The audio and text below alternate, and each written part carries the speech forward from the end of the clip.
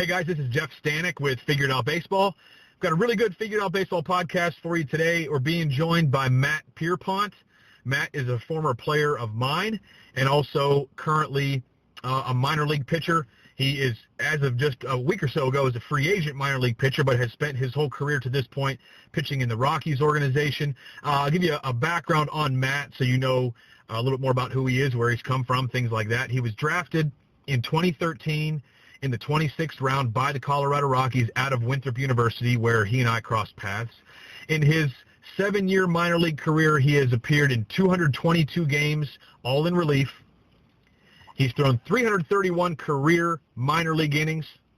He's given up only 275 hits in that time. That's good for a 224 career batting average against. So 331 innings, 275 hits, only 100 walks, and 345 career minor league strikeouts. He's got a 2.83 career minor league ERA. 2018 was a year that he probably one of his best years, if not his best year in the minor leagues. He was an organizational all-star in the Rockies organization that year. He was a mid-season and postseason all-star in the Eastern League, AA Eastern League. That year in 2018, he threw 60 innings, gave up only 44 hits, 71 strikeouts, a 1.95 ERA, a 1.08 WHIP, converted 32 of 34 save opportunities that year, which is what led him to be the all-star that he was. In 2016, 18, and 19, he appeared in Major League spring training games. Obviously, 2020, because of everything that happened, it was just a weird year for Matt. And everybody really in minor league and Major League Baseball. But as I said at the beginning, he spent his whole career to this point in the Rockies organization, although he has elected free agency just a few weeks before this podcast is being recorded. So we'll see what happens for Matt in 2021. But Matt, I appreciate you being on the podcast today, man. I'm looking forward to the conversation with you. Hey, Jeff, I appreciate you having me on. I'm looking forward to it. It's been we've been in each other's lives for a long time, and you've been one of the people that throughout my career has always kept in touch and followed me and came out to some games. So it'll be nice to catch up. I'm really looking forward to it. Yeah, one of the cool things about where I live in a town where there's a AA team, and I love to catch up with former players as they're going through their minor league journey and coming through Altoona, which is where I live. It's in the Eastern League. So anybody that plays in the Eastern League that comes through here, I try to meet up with them, take somebody out for breakfast or whatever it may be, just to catch up. And the first year that I lived in Altoona, I had like six former players that were in the Eastern League, which is pretty cool. Matt was one of those guys, and he was actually spent a couple years coming through Altoona. And usually, Matt, I like to start by talking about something from someone's bio that stands out. And for you, whether this is a sore spot or not, I'd love to talk about it. But you spent 3 years in AA with the Rockies, 2016, 2017, 2018, 3 years in a row where you spent the whole season, if I'm not mistaken, in AA. And obviously you and I met up a couple of those times, and we had a chance to chat and just sort of talk. And you've always been a guy that I think you're very even-keeled, don't get too emotional about things, but I know that there was some time there where you felt like you had pitched well enough to move up. Certainly 2018, that last year in AA, when you were a midseason and postseason all-star and posted some really good numbers, and were officially or unofficially named the closer of that team. I know that there were probably times when you were tempted to feel frustration, if you didn't just flat out feel that frustration. Can you just kind of talk a little bit for people listening to this, as most of them, as is my case, most of them have never been in that situation, have never played minor league baseball. I'm sure there's a lot of mind games going on, but what was it like for you to spend 3 years in a row in AA when you put up better numbers every year you were there, and clearly statistically looked like somebody who should have been called up but were not? What was that like for you, and how did you fight through that and stay positive enough to continue to stay focused and put up good numbers? Yeah, it was definitely frustrating. It was definitely difficult to deal with that. AA baseball is great baseball. It's competitive, and I love playing in Hartford and love playing in the Eastern League. But just like any other minor league level, you're hoping to play it once and perform well and show that you're ready to move on and then move on after that. But And I think that a lot of people, especially from the outside, when they look at someone's numbers or look at where they've been or what they've done, it's hard for them to kind of grasp everything that goes into those decisions that are being made and why people are here and why people are there. And it's frustrating when you're in it as a player to kind of deal with those things, but it's been a maturing process. It's been a growing process of just understanding, both on and off the field, to just concentrate on the things that are in my control. And one thing that's always been out of my control is what level I'm at, where I'm playing.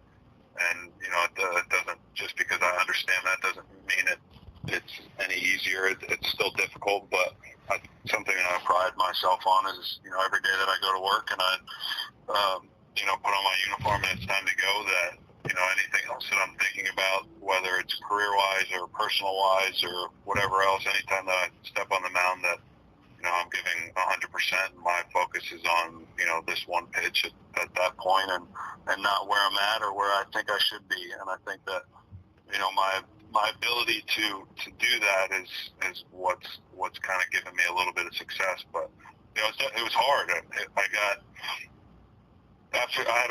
had a tough first half in 2016 whenever I was in Hartford. I guess I had a really good first month and then kind of struggled a little bit and kind of turned it around and figured some things out in the second half of 2016 and pitched really well. And, when you look at my numbers of 2016, then you look at them and you think, okay, he's done enough to kind of move on. And I felt the same way, but going into that off season, I actually started having some elbow issues that weren't going away, and went and got it checked out and just had to get minor arthroscopic surgery to have some loose bodies removed in my elbow. But I actually had that done February 2nd of 2017, so I missed all of spring training. I had to stay in extended spring training to pitch in games and get healthy, and I kind of lost my opportunity to go into spring training and compete for a job in AAA. So I went back to Hartford in 2017 and pitched the rest of the year there, and actually had one of my best years there. I pitched in every inning from 1 through 9 at some point. I did long and middle and short relief. I kind of did everything, and threw the ball really well. I had the opportunity to go play in the Dominican Republic after that off season, and went into spring training of 2018 thinking that I deserved to be in AAA. And when rosters were posted and I didn't make that cut, it was definitely a gut punch and a hard thing to grasp. But at that point, Warren Shaffer had just taken a manager job in AA, who is a Pittsburgh guy who I'd known from a long time ago, him playing with my brother at some point growing up. And so I'd always knew him, and we had a relationship ever since I'd been with the Rockies. And, having him as my manager in AA in 2018, I kind of credit him with a lot of the success that I had, because, not only was he a great coach, but just a great friend to me, and someone that I could rely on, and I could go vent if I needed to get something off my chest, or if I wanted to know what was going on or where I stood. He would, speak to me like a man and tell me what was going on, and it doesn't necessarily make it any easier, but it definitely helps to just deal with those things. So I had a lot of good people that just kind of helped me through that process. When did you first come up with the concept of just controlling things that are within your control? You said that, I'm probably misquoting you exactly, but basically just focusing on things that are within your control. That's something I think a lot of mature baseball coaches and players, they get to that point, but it's not overnight. And even sometimes people say those words, but it's it's one of those things easier said than done. When did that become something that you sort of adopted as, like, this is going to be my mentality and this is how I'm going to get through this? So the very first time I kind of heard of that process, my brother gave me a book my freshman year of college called Mind Gym. I don't know if you've read that book. I think it's by Gary Mack. Great book. But he gave it to me my freshman year of college whenever I was struggling hitting. At that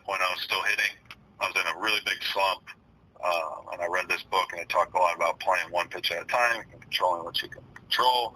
And at that point, I was just too immature in baseball to kind of grasp that and put it all into play.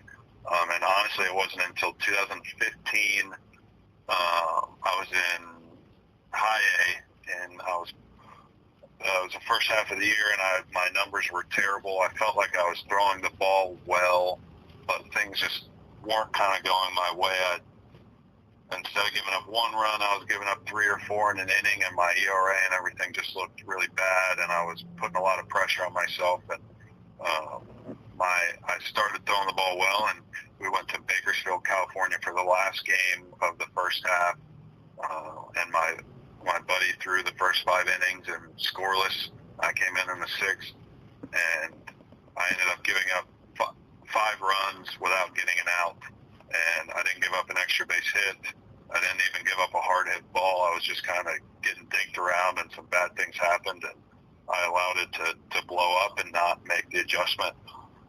And I went into the All-Star break just kind of frustrated about that, and our mental skills coordinator came in at the time. His name's Andy McKay, who's actually the farm director with the Mariners now. But he took me and a couple of my roommates out to lunch one day. We were just kind of talking, and it was the first time that somebody had told me that I was good enough to pitch in the big leagues, and that my stuff was good enough to pitch in the big leagues, and that the only reason I wasn't having the success is that I wasn't as consistent, and I wasn't grading myself on the things that I needed to be grading myself on. I was looking at results, ERA and hits, and did I give up a run or this or that, and I wasn't focused on the process of actually, what I was able to control as a pitcher. He asked me a question, what's the only thing you can control as a pitcher? And I said, throwing balls and strikes. And he said, well, you don't have any control over that because the umpire can call one pitch a ball and call one pitch a strike, and it could be in the same exact location. So the only thing that you have control over is trying to throw the ball where you want to. And that just resonated with me right away. And it just, honestly, it reshaped my whole thought process behind pitching. It reshaped my whole thought process on how I grade myself and how I go about evaluating myself throughout the year. And honestly, that was kind of the turning point of my career, because at that point in high A, I might have had like a 7 ERA after the first half. And I went on the second half. I had a 2.5 ERA or somewhere around there for the second half, which led me to get to Double A in 2016. And, my numbers just got better each year, but it just completely reshaped how I thought about myself and how I went about my daily process and my each outing, my process after each outing. That's awesome. And I must have made that discovery after I left Winthrop. I know I tried at some point we had some off-season meetings, if you'll recall, where I think if I'm not mistaken, we picked a book that I probably picked, and we had a handful of guys that were interested in the mental side of things, and we tried to make some progress there. But when I sort of heard that for the first time and internalized that as a coach, that was one of those things that I really wish I knew as a player, because I was one of those players that would just let things snowball, let results snowball. And once I figured that out, I feel like I was able to do a lot of good for a lot of players by talking about those same sorts of things.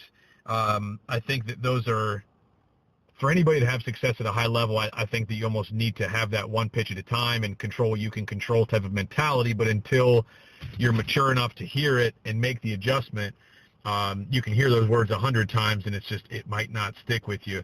One of the things that people might not know about you, Matt, is that you were at one time a hitter before you were a pitcher. And I know that you enjoy taking some at-bats in the minor leagues. You've got some pretty decent minor league hitting stats, if I'm not mistaken, right? Even though you don't hit that often. Yeah, I had 2017. I got majority of that was the first time that I gotten a lot of at-bats. A lot of my coaches had seen me swing and knew that I had hit before and knew that I had some type of feel up at the plate, but I hadn't really had any consistent at-bats to do anything with. And now 2017 was the first time that I had some at-bats, and my manager, Jerry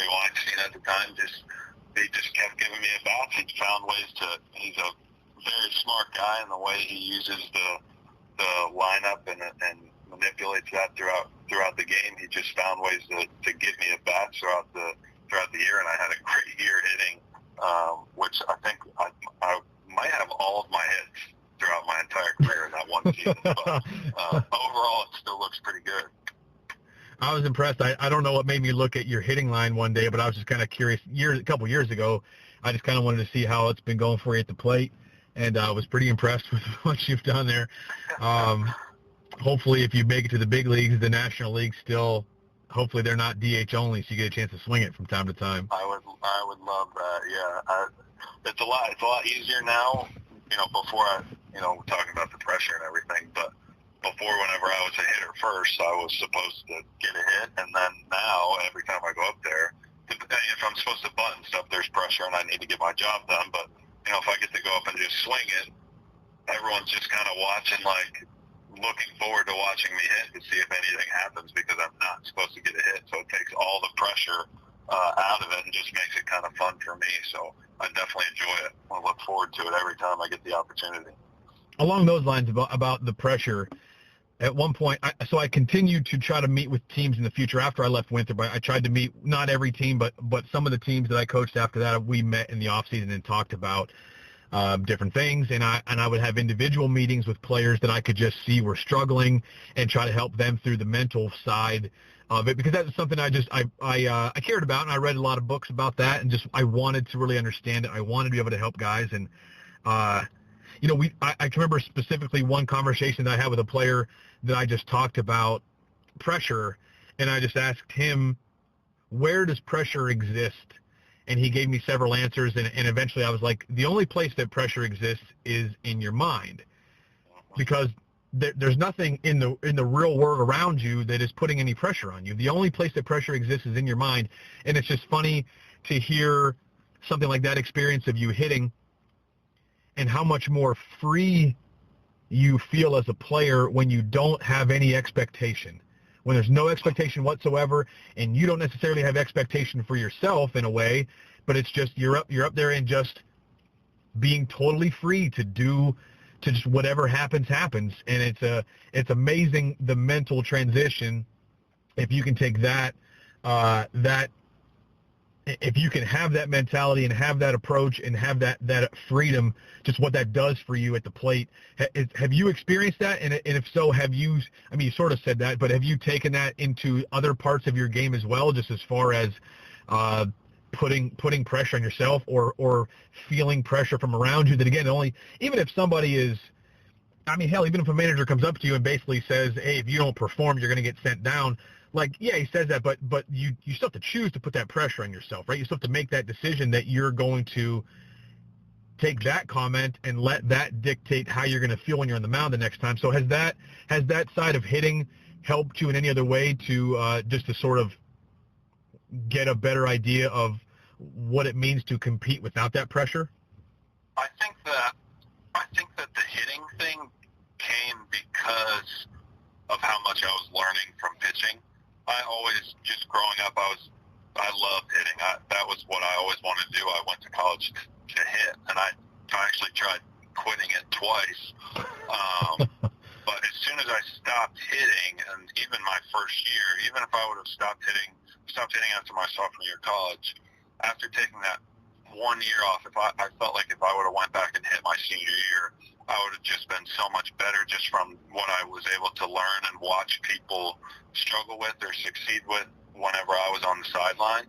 And I think just throughout my minor league career of just pitching and the struggles that I went through and that breakthrough that I had in 2015 was just a huge mental breakthrough for me, that when I did get a chance to hit, and yeah, I had no pressure because no one was expecting anything of me, but I had a completely different mindset going into it from the start, just because of all the things that I had gone through from pitching. So I think that I didn't necessarily, learn anything from that experience and put it into pitching, but everything that I learned from pitching, I think I was able to put into my hitting.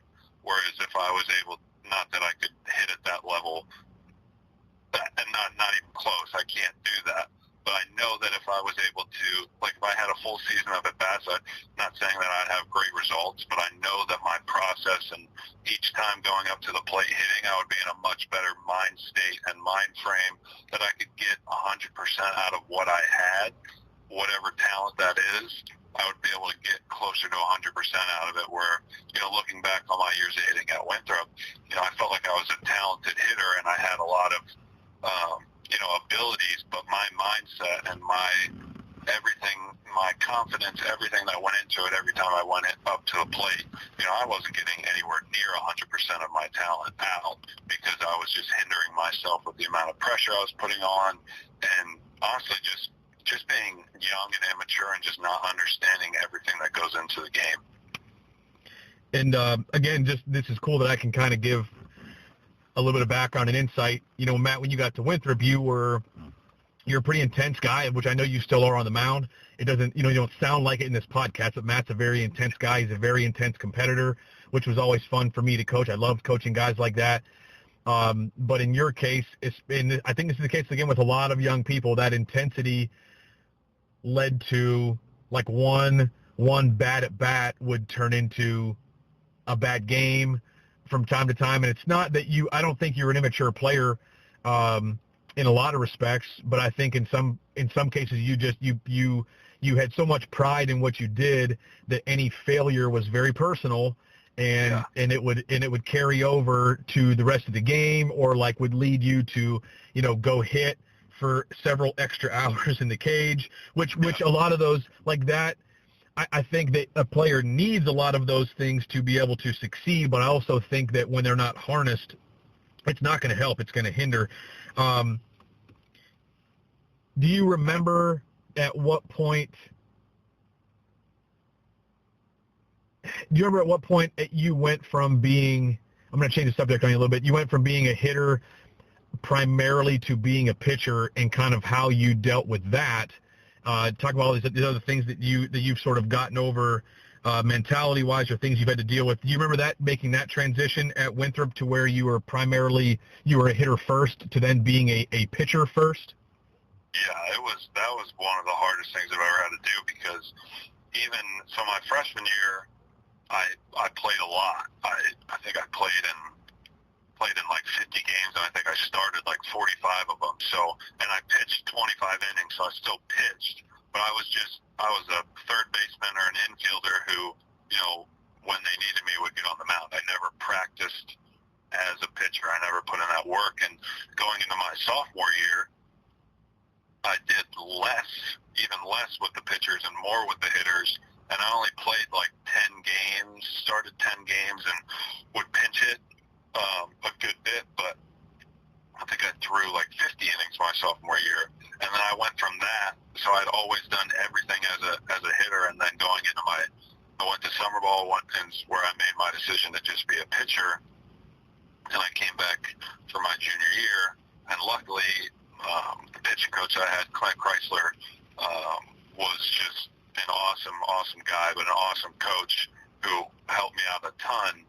But I struggled just like on a daily basis of what am I supposed to do, because I was used to, as a hitter, and I always tell this to pitchers now, like young guys, if, just like you said, if I was struggling with something or struggling with my swing, or if I loved hitting, so I'd just go hit for hours. I'd hit off the tee, I'd hit flips, I'd hit, BP, anything. I would just hit until I was satisfied and until I felt good, and then I'd leave and I'd do the same thing the next day. So I was just used to putting in all this time, and then as a pitcher, it's like you get off the mound like 2 times a week and you throw every day, but you have 10 to 15 minutes every day to get your work in, and then you're just kind of, a lot of times you're standing around. You'll obviously do PFP works, and you'll do a ton of other stuff, but it wasn't what I was used to doing, and I was just, not that I was bored, I just wanted to do more, and I struggled with that.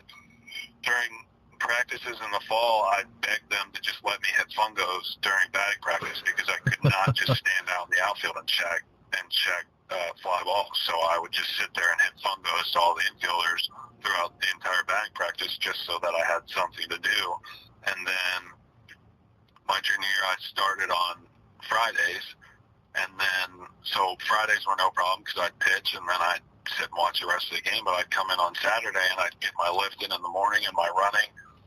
And then I would just be sitting there watching the game and I would be driving myself crazy. Like, I just wanted to do something. So it's something I really had to, it took me a while to just get used to. It was probably until pro ball that I really got accustomed to just not always having something to do or not having the ability to play in every game. And I guess maybe that's helped too, being in pro ball and being a reliever rather than a starter, is I'm mentally prepared to pitch in every single game. That is, unless I threw 2 days in a row and I know that I'm off that day, I go into the field thinking like I'm going to pitch today, and I mentally and physically prepare myself to do that.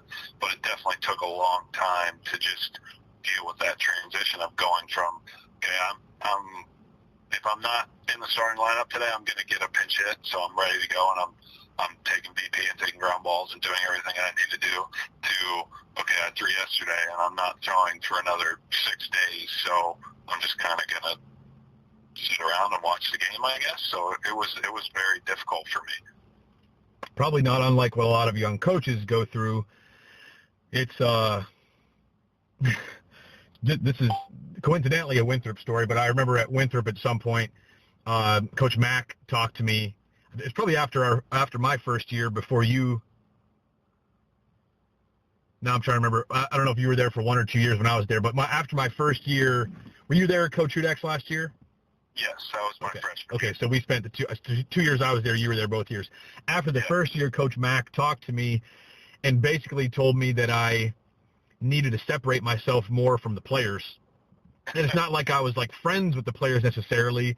I mean, I had a good relationship with you and a lot of your teammates, but like I liked to go in the outfield and shag during BP because I was an outfielder as a player, and I just liked to be out there shagging, and I liked to, when I was throwing BP, like if it was you and I don't know if you and I ever had this situation, but if it was you and I throwing BP, or if I was just throwing BP to only you, I'm not going to let you sit there and swing like 45 minutes nonstop. So like I would give a hitter a round, and then we'd switch. I'd make the hitter like flip me some just to kind of give him a break, but also because I like to hit. It was fun. And Coach Mack talked to me after that first year and kind of told me that I needed to basically to separate myself more. I guess he felt like maybe I was blurring the lines to some of the players or whatever it may be, but I also think part of it was that he, thought that I was had a chance to be a pretty good coach, and to do that, I needed to really change my own mindset. So I'm sure that what you went through is something a lot of people go through, whether they transition from being a player to coach or whether they transition from being a position player to pitcher. But it's not an easy thing to go from doing a lot of stuff in baseball and like being very active to all of a sudden for whatever because you're coaching or you're pitching to not doing a whole lot there. I wanted to ask you that question, Matt, partly because I know there's a lot of people out there, players, that at some point are asked to either change positions, and that might be from infielder to outfielder or whatever, or from position player to pitcher. That a lot of players that get frustrated with that and that have a really hard time with that and never fully make the mental transition. And if you don't make the mental transition, it's just not going to be successful. So I was kind of curious to see how you got there. Like for you, did you have some bitterness because things didn't work out for you as a hitter like you hoped they would, or was it an okay transition in that regard because you were pretty good at the other thing? No, there's definitely a lot of bitterness. A lot. I loved hitting. Like, I can't stress that enough, how much I enjoyed to just go. Like, even I could hit off the tee for over an hour, just hit off the tee, because I just liked doing it. And when I started not having success, and I think most of my failure came from the pressure I put on myself and all the stuff that we've already talked about. But when I wasn't having the success I wanted, and when I ended up making the decision to only pitch, I made it because one day in summer ball, I went to play summer ball, and I was hitting and pitching a little bit. And I went to the field early one day, and I'm hitting off the tee in the cages before batting practice or before anything, and I just hated it. I was like, I don't even want to do this anymore. I was just kind of sick of putting in all the work and not getting results. And Things weren't going the way that I wanted to, and I was just like, I think it's time. Like, I don't want to go about this and put in. I couldn't be half in. I was either 100% in or 100% out. I couldn't go about hitting, not putting in the work that I knew that I needed to do. And at that point, mentally, I just couldn't put in the work anymore. I wasn't able to put in the work that I needed to have success. So it was, whenever I put the bat down, I was extremely bitter. And I stayed. The closest I got to swinging that junior year, like, I didn't take batting practice once. I didn't hit a ball off the tee. The only swinging I did was hitting fungos, and I started playing golf. Because at that point, I'd never golfed before, because in my mind, I was like, I don't want to mess up my swing, or who knows what I was thinking. But I didn't golf, and so I just started golfing and started hitting fungo ground balls, and that was the most hitting I did. But I was definitely bitter, especially that first year. I think I got over it more my senior year as I started having more success pitching and started really enjoying that a lot more. But yeah, the first part of that transition was really difficult for me. If you look back on it now, Matt, how did that experience help you in the long run to become the player that you are right now? It's hard for me looking back, because I know that looking back, if I didn't make that decision to focus on my pitching 100%, I don't think I would have had the opportunity to play professionally. But also, I know that I left a lot on the table as a hitter, just because I did have the talent to hit, but I didn't have the mindset at that time to allow myself to do so. I struggled a lot when it came to that. So it's frustrating to me looking back, knowing that I didn't get everything out of myself as a hitter. But because I made that decision, I've gotten everything out of myself as a pitcher. And I know that after being in professional baseball and seeing how good these players are and how talented they are, at every single level in minor league baseball, I know that I wouldn't have been able to play at that high level as an infielder and as a hitter. I know that my only shot at doing it was as a pitcher, so I know it worked out the way that it was supposed to work out. But it is frustrating just to look back and know that I was my own worst enemy when it came to hitting, and I didn't get the most out of it. But because of that, it's grown into the career that I've been able to have, and all the experiences and people that I've met. So I know that it worked out exactly how it was supposed to. That's also going to help you be a pretty good coach someday. Hope it's a long way off when you're doing that permanently. I know you're doing it right now, and I don't know if that's something we want to talk about in the podcast, but you're doing a little bit of coaching right now. But those experiences help you tremendously when you get into coaching and make you a very relatable coach, because you're going to be able to look guys in the eye and say, I've been there. I've been through what you're going through right now. I've experienced that frustration, and be able to give players a little bit of a perspective. It's going to help a lot, I'm sure, at some point. Yeah, I feel like it already is. I am enjoying the coaching part, and I actually had this conversation with a high school kid a week ago about him focusing more on pitching rather than hitting. And I told him, I was like, look, I understand it's a really, really hard decision. I've made it.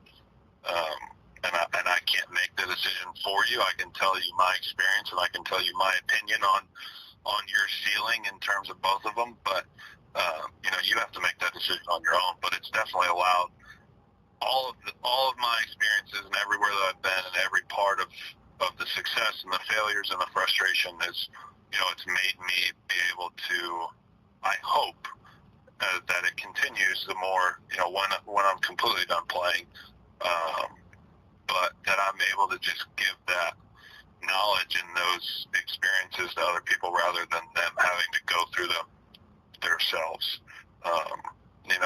And that's ultimately the end goal is, even while I'm playing, I'd help out every single player or kid or anybody that I can, because I've been, blessed to be able to play the game for a long time, and I've learned a lot. And, I love being able to, especially when it comes to the mental part and that part of the game is so involved with so many people, and they just don't understand how much goes into it. So it's been fun being able to coach a little. This is the first time that I've coached a significant amount. I've been able to see players be challenged with stuff, and then be able to talk to them, more as adults, and just say like, hey, this is why this is happening. This is, if you can't change your mindset, or if you can't look at things a different way, or whatever, it's going to be tough for you. So it's been fun for me to be able to do that. I really think that the coaching experience might help you as a player as well, as much as playing helps you to be a coach. This is off topic and nobody cares about this at all, but when I stopped coaching and I moved back to Pennsylvania, I played in an adult league for a couple years, and you're able to when you're able to sort of take the stuff that your coaching knowledge and apply it to your own game, you just I don't know, you almost feel like you have an advantage over people that you didn't have before. So maybe that'll happen to you as well. But I thought it was a cool, because like when, I don't know, and also, I mean, it happens both ways for sure, because as soon as I played again, and I was 30 years old when I played in this adult league, and I hadn't played for a long time, even though you hit, even if you hit like jacking around with some of the other coaches, you haven't hit live pitching's much different, as you know. But anyway, but like when I played, I thought, like, as I was playing, I was like, this is going to help me if I ever get back into coaching again as well, because there's just some stuff you sort of forget, and sometimes you just forget how hard the game is. And one of the things that I forgot is how much takes a toll on your body. Like, I'd go play a game and like the next day wake up and be sore. It's like, tell my wife, like, I hardly did anything, and I feel like crap. I feel like I got beat up yesterday, and like I barely did anything. That has always been a frustrating thing for me with some coaches that I've had throughout my whole life. Is just how people talk about the game, how coaches talk about the game to young players. And when you talk about something like it's easy, that frustrates me. Like when even if you're talking to an 8-year-old or a 12-year-old or a 16-year-old, whoever it is, when you're talking to them about doing something and you talk to them like, hey, this is easy and you need to be able to do this, like you forget of how hard it really is to do whatever it is. It's hard to learn a new thing, and it's hard. The game of baseball is extremely hard. So, that I hope for myself that, whenever my career's done, and whether it's been 30 years or 50 years or whatever it is, that I never forget how hard it is to play this game, because that one fact, I feel like, just helps me to relate so much better to young players. Is that I never approach something with the thought of, you need to be able to do this because it should be easy for you. It's like I always approach it as like it's a blank slate, and we need to learn something, but that doesn't mean that it's going to be easy, and it doesn't mean that you're good or bad for not being able to do something, which is a difficult thing sometimes. Yeah, and the game is hard and it's fast, even no matter what level you're playing. So just to give you some things that like I kind of went through as when I played again, was like, okay, I'm in the outfield and I'm running through scenarios in my mind, and I had plenty of time to do that, and I felt like, throughout I played for 2 seasons, and I threw the ball to the right bases, and I threw the ball when I needed to like different bases, and when I needed to hit a cutoff guy, and I felt like I was fine there. Then you get in the batter's box, and I'm sorry, you've taught this stuff for how many years? For 8 years as a college coach.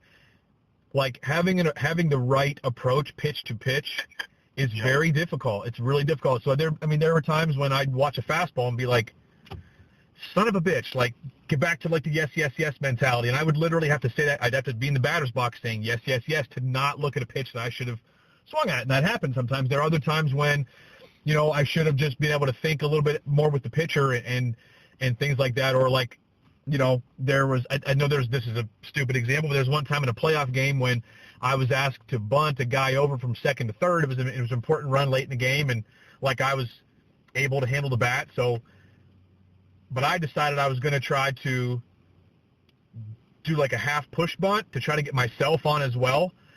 and I bunted it back to the pitcher, but I bunted it far enough to the first base side where the pitcher had to throw to first base. But at the end, I'm standing I'm going back to the dugout, and like I moved the guy over, but it's like, why would I have tried to do that? Like, I should have just put down I could have scored a little bit late, but like I didn't have to try to get out of the box quickly. I should have just bunted and moved him over and done the job, because if I had bunted the ball about 2 feet more to the left, I probably would not have gotten the run over. And like I was being selfish because I wanted to get on base. So I don't know, just I think things like that just give you a different perspective. So, being a coach gives you a different perspective if you go back to play, but then when you play again, it gives you a different perspective when you're coaching. And I think it's all cool stuff, and like it's fun to talk about afterward, I guess. Absolutely, yeah. You learn a lot from it, and it's just hard. It's just even whenever I've gotten the chance to hit, and I go up with no thought, no whatever, and now I'm hitting with a thought process of a pitcher, of understanding like what people are going to do, and I still sometimes I get up there and I'll watch a pitch go by, or I'll swing at something, and I'm like, what? Why are you like? Why did you do that? When you know you shouldn't be doing that, but it's just like you said, it just happens quick, and it's a difficult. Every part of it is just a very difficult game. And I think as a coach, you've got to be. To me, good coaches are sympathetic to that, and like you said, they don't take anything for granted and don't take anything in this game to be easy to execute in the game. Matt, I want to go back to something you said a few minutes ago, just about helping your teammates, especially younger teammates, was something you like to do. And I want to go back to a time when you and I were actually sitting for breakfast. One of the times you were in Altoona, and you told me about one of the hitters that was on your team who the year before you guys played together, and he was a phenomenal hitter. I'm not sure who this is. I'm not sure if he's in the big leagues now or not, but he was a really, really good hitter. But the year you and I were talking, he was struggling for a time, and basically you sat down with him and showed him highlights of himself from the year before, and you told me that sort of like flipped the switch for him. Can you kind of talk to people that are listening to this about that, and about kind of why you did that, and what it meant for that player, and just maybe what, if you use that sort of same philosophy for yourself at some point? I'm sort of curious about that whole thing. I think it's such an awesome story, and I'd love for you to talk about it a little bit.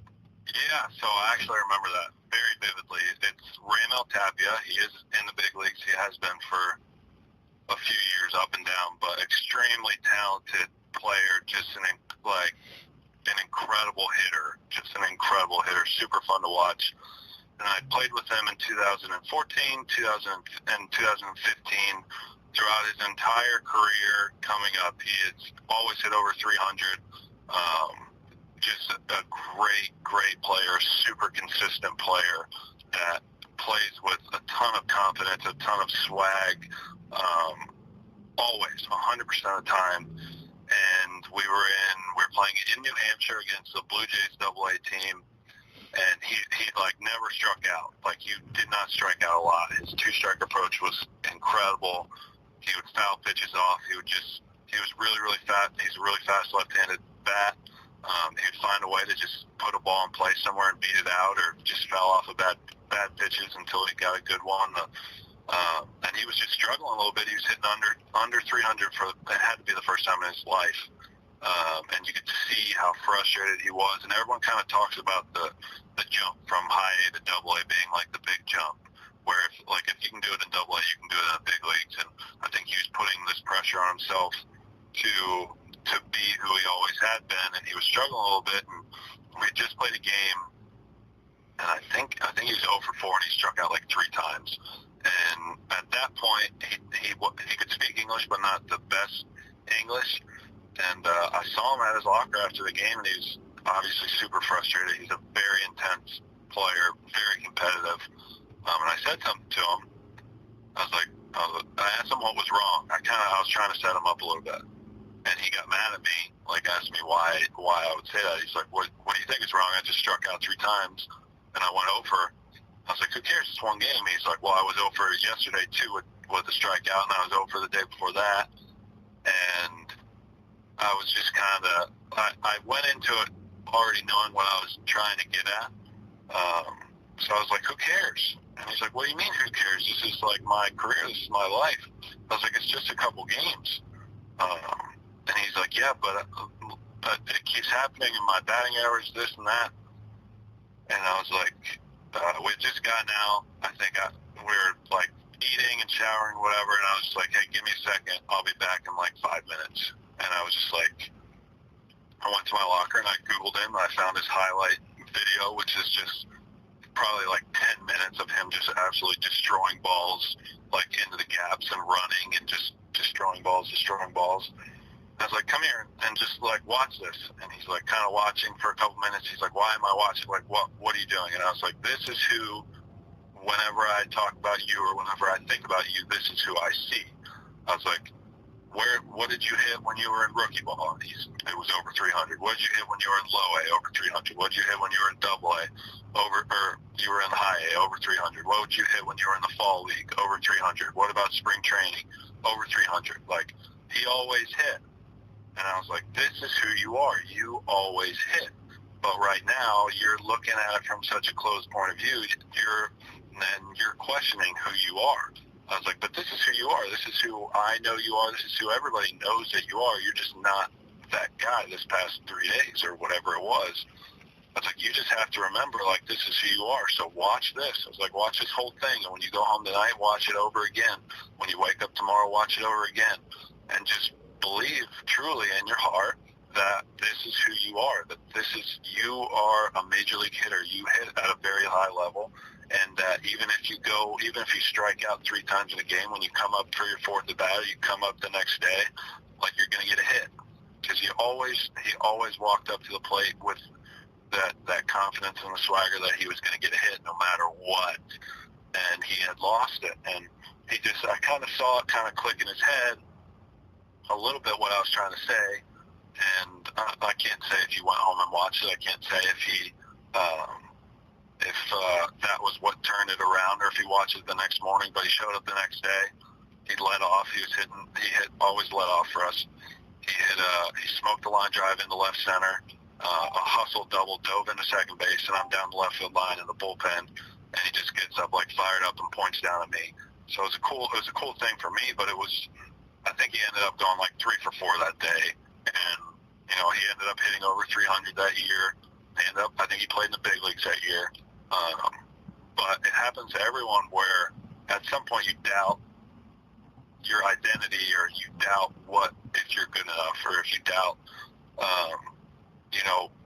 your ability, really. And you just have to get back to that underlying belief of, like, I am good enough. This is who I am. Just because I had a bad game, or a bad at bat, or a bad outing, or a bad week, or a bad month, or a bad half, it doesn't change who I am as a pitcher or who I am as a hitter.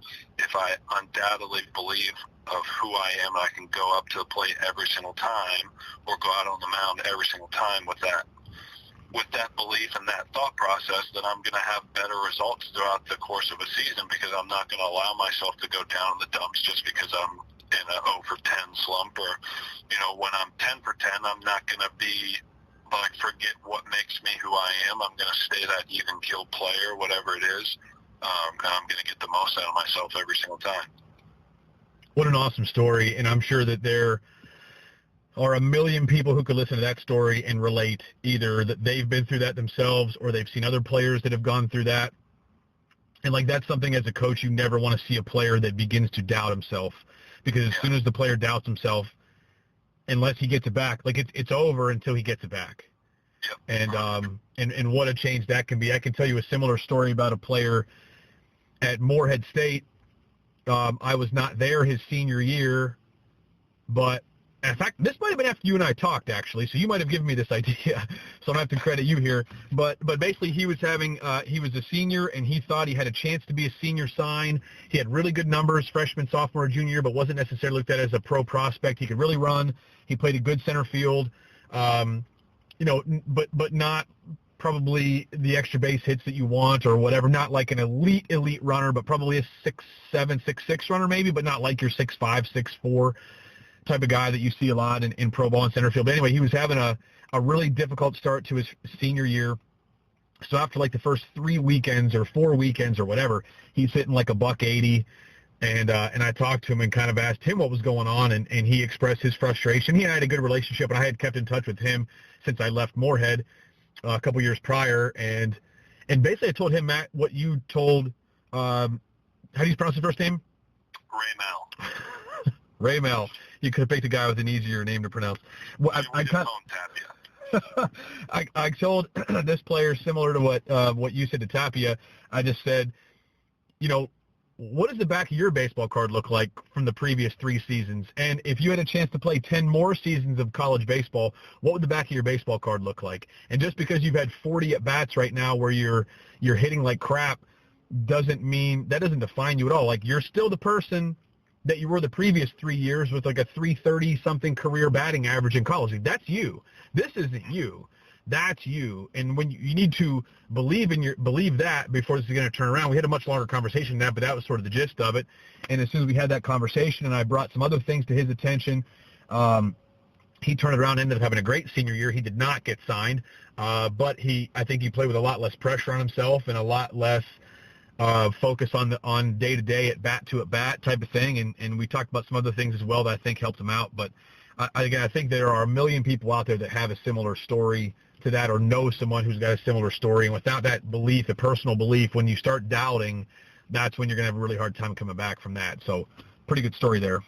Absolutely. Yeah, it's hard, especially, the seniors going into that year, like putting the pressure on to have a good year to try to get drafted, or, pro guy who it's supposed to be his year to make it to the big leagues, and they put all that pressure to have the best year of their career, and it's a difficult thing, and it can change your mindset really quickly and prove to be very difficult. I want to talk about something else that you told me at one of those breakfasts that I had with you, which I thought was interesting. I'm not sure if this is something that everyone does or something that the Rockies kind of encourage you to do, or if you did it on your own. But you told me, or even if you still do it, but you told me at that time that you kept a notebook on hitters that you faced, and you would go back and sort of review that as you went into different series with guys that you had faced in the past. Is that still something you do, Matt, or would you mind kind of talking about that, just how you got into that, the things you wrote down, and just sort of share what that was all about?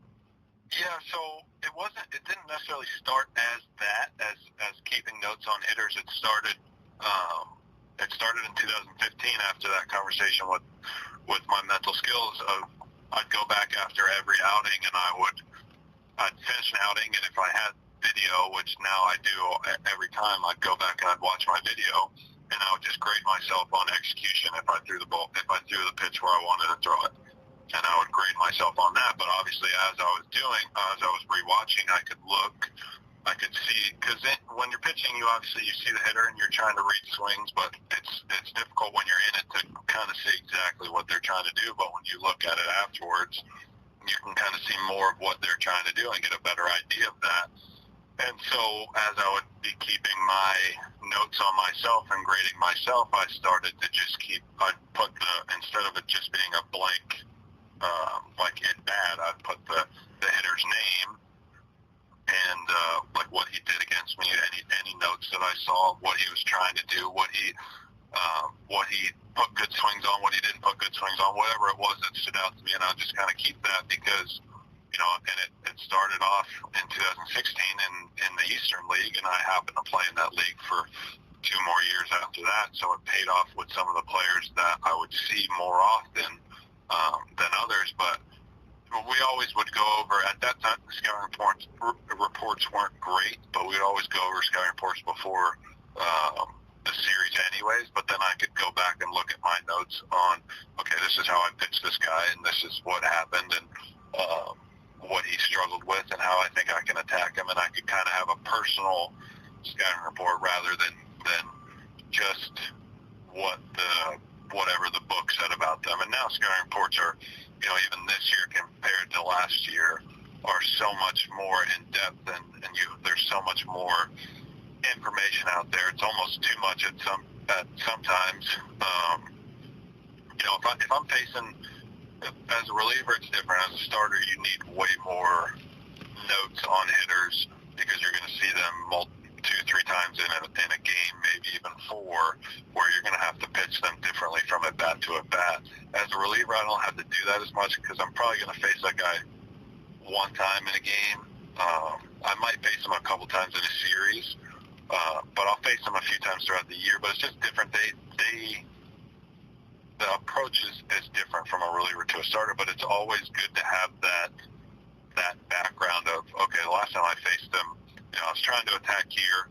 Maybe that isn't what really worked on this guy. Maybe he has a hole somewhere else. What is he trying to do? So just having those notes that I've kept, and most of them are on my phone now, that I can go back. It's like, okay, we're facing this lineup, and I faced this guy back in 2016 where he did this.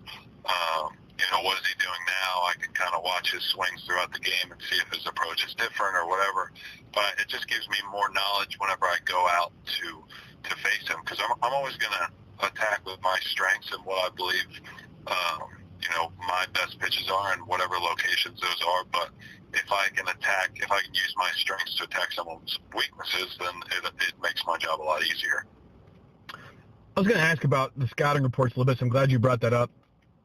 I'm curious if it gets to a point with you and other guys, hitters and pitchers, when there becomes like too much information available to where you're like on information overload. If you can just have so much information about your opposition that you sort of get away from your own strengths. I know as a college coach, you'd have a scouting report on a guy and there were a lot of times when a scouting report was just flat out wrong, or a guy had a bad weekend and that was the scouting report that was floating around. And obviously yours is better. You have video all the time from guys. Even now in college, I believe there's a video available from like every game that's played, and everybody can watch video on anything.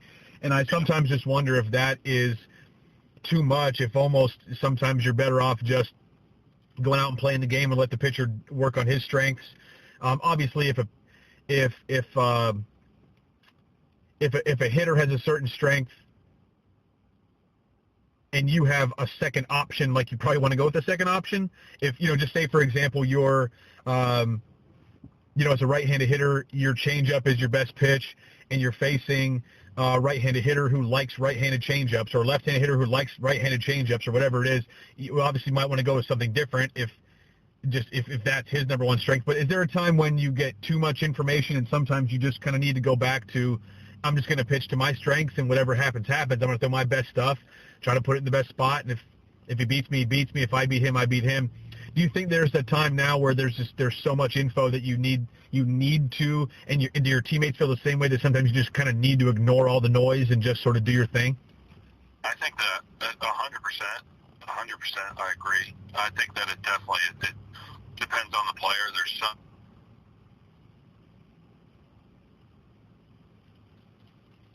job of sifting through it and knowing what they need and still going out there and playing their game. But there's some guys that they're like, oh my gosh, now I have all this information, and I'm gonna what does this guy struggle with, and what does this guy like to do, and this and that, and they dive so much into that they completely abandon who they are as a hitter or who they are as a pitcher, and it just doesn't work. I think that that part of it is a growing process for every single player, hitter and pitcher.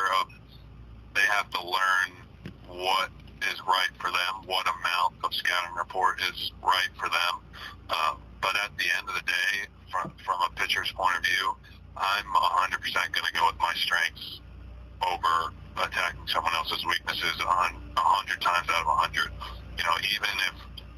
Even if I'm in a count where, my changeup's my best pitch, and I throw it in 2 strike counts to left-handed hitters, like such a high percentage that I know, and the more I face guys, and the older guys that I face, especially in AAA, when they really use the scouting reports, you can tell in an at-bat what if someone's sitting on a pitch or someone's sitting in a location or whatever it is.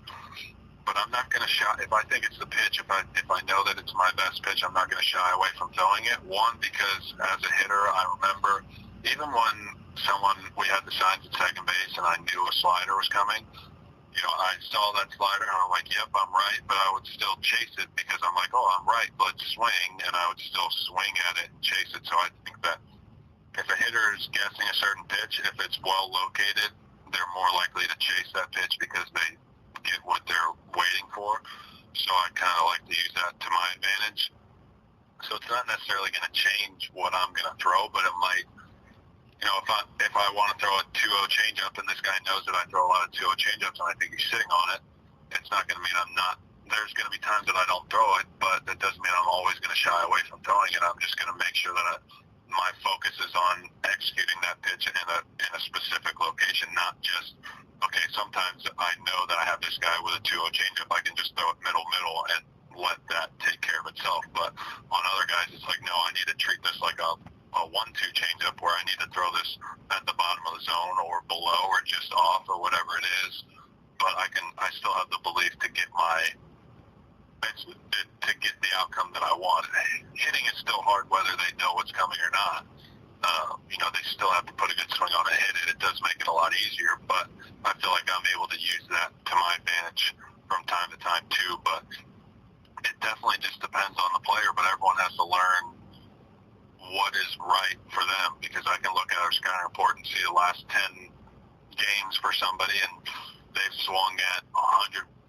They've swung at pitches, fastballs at the top of the zone, chased out of the zone, over 60%, and they swung and missed at those pitches 80%.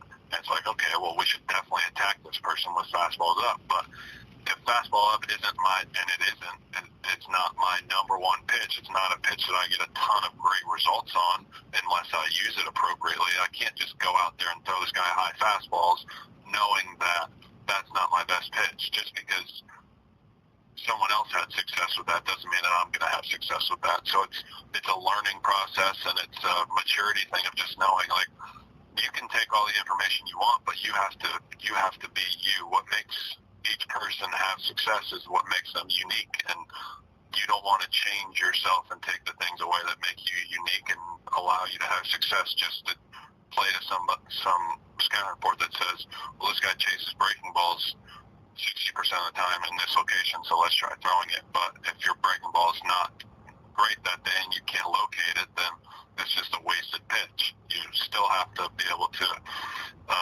adjust and adapt and make the pitches when you need to make them. Along those lines, Matt, how have you progressed as a pitcher from when you first got drafted until now? And I'm kind of thinking specifically, like,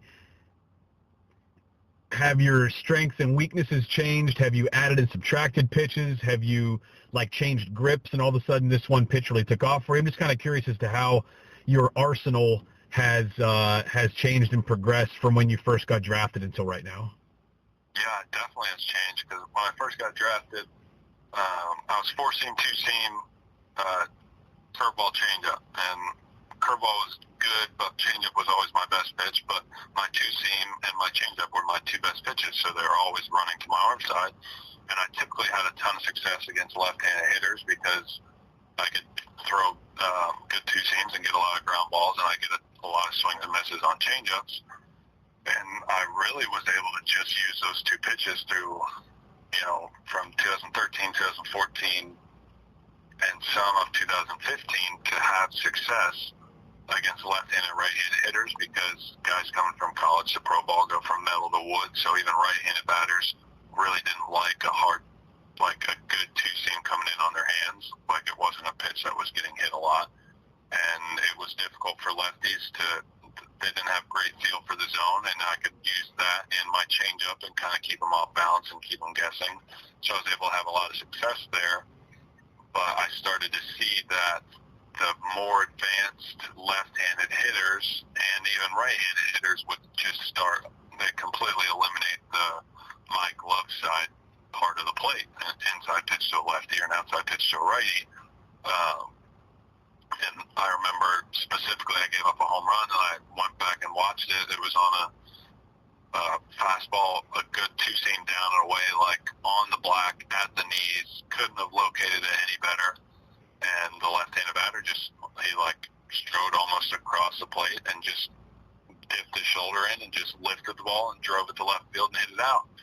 And I'm like, dang, that kind of sucks, because I threw that where I wanted to, and he was able to do it. And I realized that he was only able to do it because I couldn't establish or throw anything consistently onto that inside part of the plate to a lefty or something away that wasn't going to run back over the middle, because even my good 4-seam fastballs would have a little bit of run back to the middle. So if it wasn't perfectly located, I was still going to get some plate and run more in the barrel. So I'd always wanted to try to throw a cutter for a long time. I'd always wanted to throw it. I wanted to be able to sink the ball and cut the ball and just kind of go back and forth.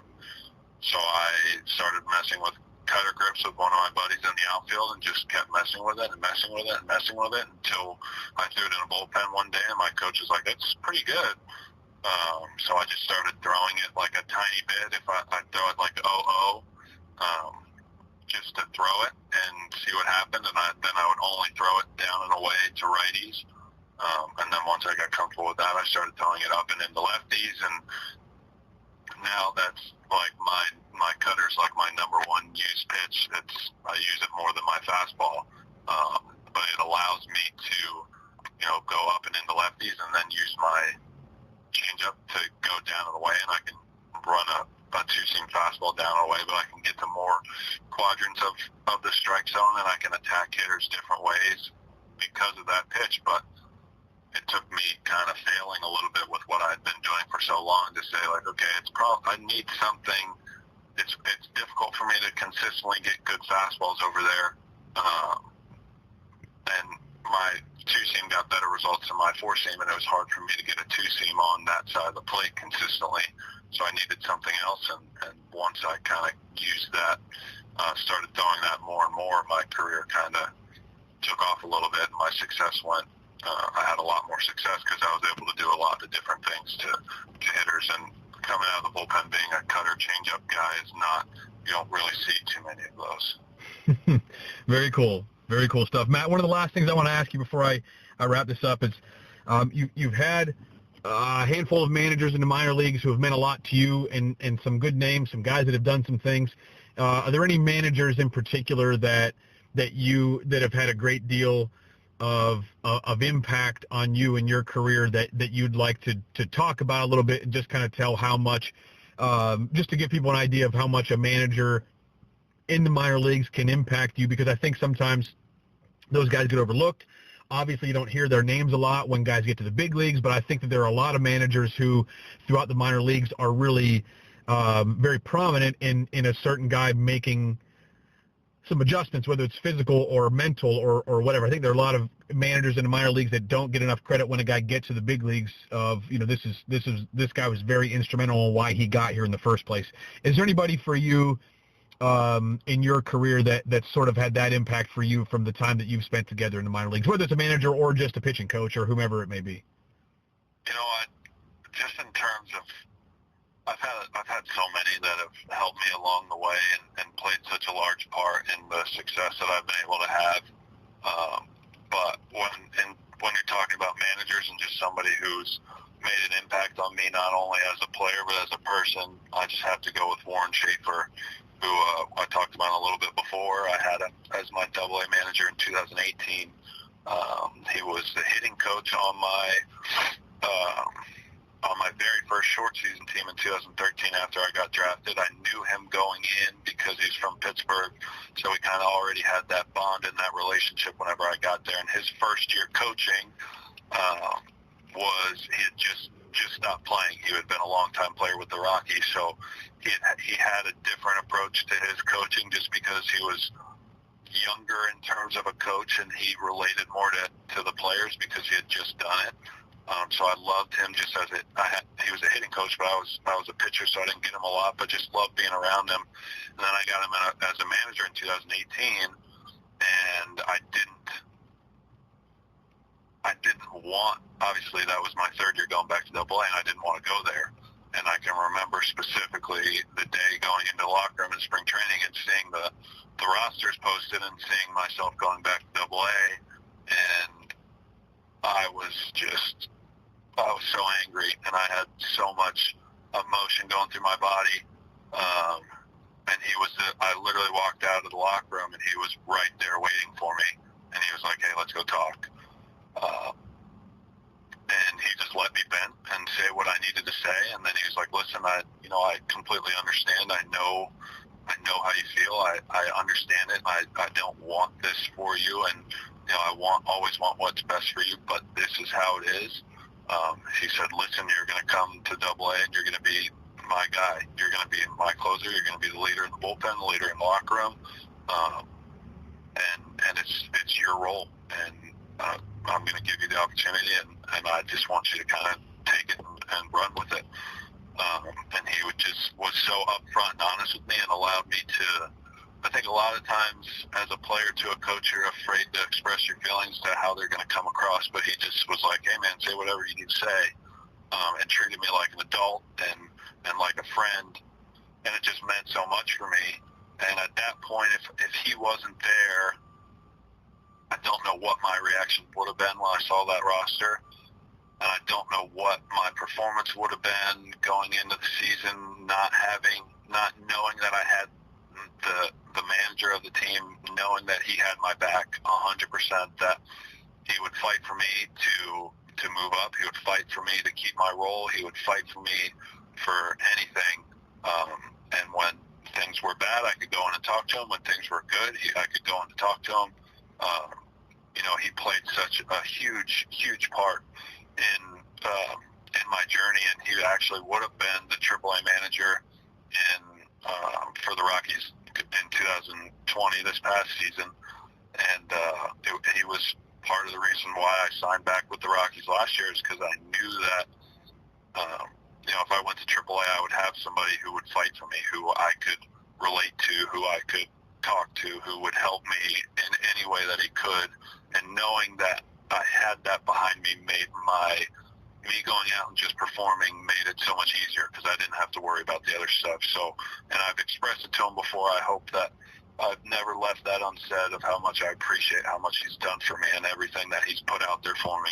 But having somebody, a coach who loves his players and cares about his players like that, it makes a ton of difference.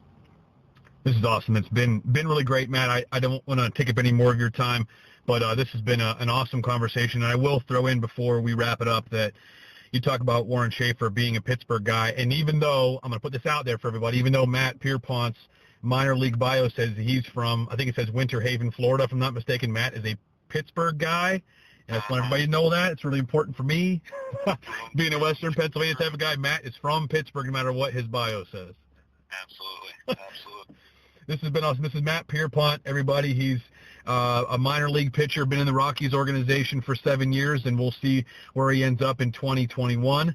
He's currently a free agent, but Matt, a very mature guy that every time I talk to you, you're more and more mature, more level-headed, and clearly adaptive to what's happening around you, and just somebody that's got a great head on your shoulders. And I know you're working now. We talked off the podcast about things you're doing right now to take a jump and to take your game to the next level and just to be the best you can be. And I'm excited to see what happens again for you. And I'm excited for you to get back on a field, competing in a professional atmosphere this coming season in 2021. So Matt, I appreciate all the time, man. It's really great catching up with you.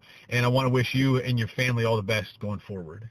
I appreciate it, Jeff. Thanks for having me on, and I really enjoyed it. It's always great catching up, and every time it's always great conversation. I appreciate our friendship, and I appreciate you as a coach. But definitely, the older I get, more as a friend, and the time that you put in and invested in me, it doesn't go unnoticed, and I want you to know that I really do appreciate it. I appreciate that, man. It's always great to hear that from a former player. Matt Pierpont, everybody. Matt, best of luck to you this coming season. Thanks very much.